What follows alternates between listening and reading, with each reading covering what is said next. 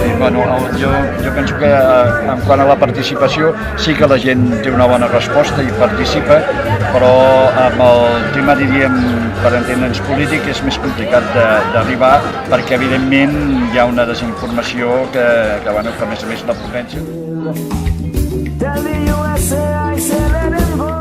Quan estem preparant l'acte aquest matí, al començament de tot, la gent s'acostava i ens preguntaven què era, què feia, no es coneixien i no sabien exactament què feien avui l'explicaven, no? Però encara ens agradaria que fos molt més gent la que participés, però bueno, de mica en mica.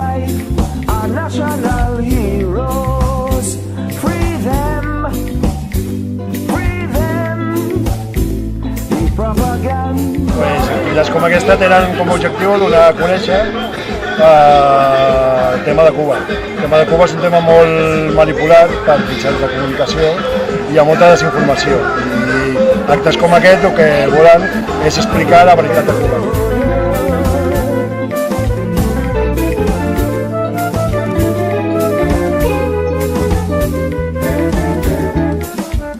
Since in 1959 you will not relent. You attack for Cuba time after time. These five men were only defending their country.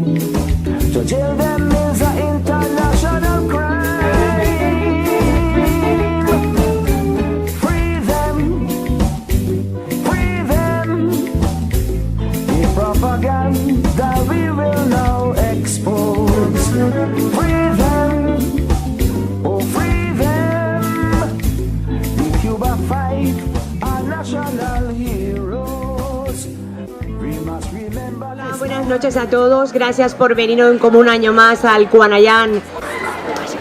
Como muchos saben, nuestra entidad viene organizando campañas de solidaridad con Cuba desde hace más de 15 años y hemos querido aprovechar esta jornada para seguir dando voz, aunque ya muchos ya lo conocen, a la campaña solidaria más larga y difícil en la cual hemos venido luchando. Es el caso de los 5 cubanos antiterroristas encarcelados injustamente en prisiones de Estados Unidos: Gerardo Hernández, Ramón Labañino, Fernando González, Antonio Guerrero y René González. El caso de los 5 es un caso político. En septiembre de 1998, 5 cubanos fueron arrestados en Miami por agentes del FBI y aislados en celdas de castigo durante 17 meses antes de que su caso fuera llevado al tribunal.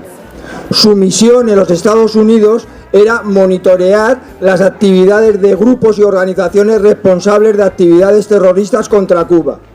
Los 5 fueron acusados del nebuloso caso de conspiración para cometer espionaje.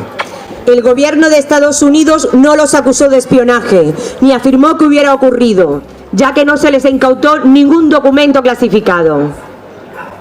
A pesar de la enérgica objeción por parte de la defensa, el caso se llevó a juicio en Miami, Florida, comunidad con una larga historia de hostilidades hacia Cuba, que impidió en este caso la realización de un juicio justo.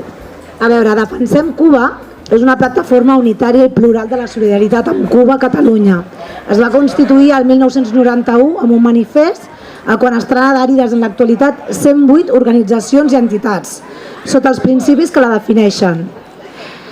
La defensa de la sobirania de Cuba, contra el bloqueig econòmic i financer imposat pels Estats Units, el rebuig a qualsevol tipus d'ingerència exercida sobre Cuba i en els últims anys la llibertat dels 5, Gerardo Hernández, Antonio Guerrero, Ramón Labañino, Fernando González i René González.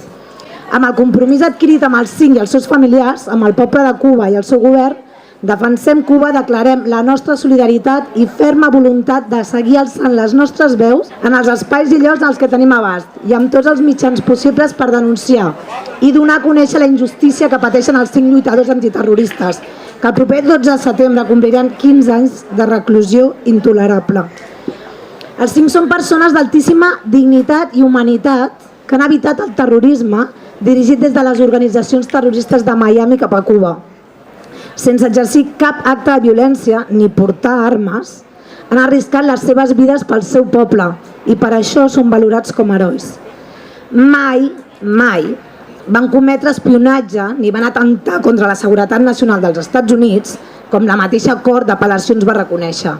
La Fiscalia no va poder provar els càrrecs, però aquests responen als interessos de l'ultradreta anticubana de Miami i per això ha vulnerat les seves lleis. Ha amagat proves, el govern ha pagat periodistes i tot amb l'objectiu de condemnar-los severament. Els Estats Units, en la seva forma desigual de mesurar el terrorisme, persisteix en mantenir els antiterroristes cubans complint injustes condemnes, mentre el terrorista Luis Posada Carriles, autoconfés del crim de Barbados, on va morir 73 persones, està deambulant lliurement pels carrils dels Estats Units amb una actitud de màxima hipocresia. El cas dels 5 és clarament un judici polític i els 5 són presos polítics als hostatges dels governs dels Estats Units. L'exigim al govern dels Estats Units atorgar immediatament el visat a Adriana Pérez per poder visitar el seu marit, dret que li ha estat vulnerat reiteradament durant els 14 anys del seu empresonament. Dels 5, el René González ja ha pogut tornar a Cuba després de complir la condemna i més de la meitat del període que havia de passar a Miami, envoltat de terroristes.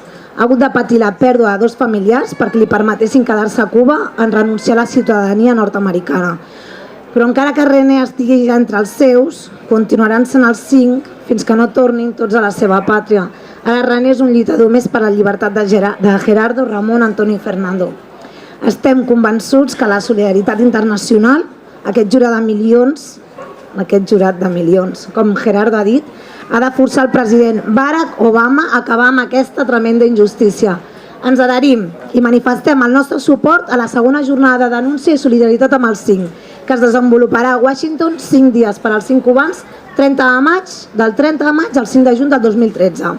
Senyor president Obama, en la seva mà està fer justícia. Exerceixi com a Premi Nobel de la Pau, sisplau. Justícia per als 5, ja!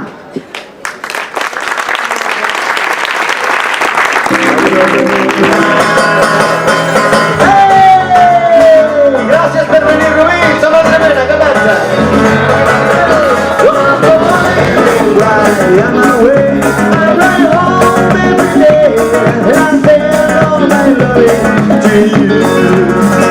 I pretend that he said nothing that I miss her and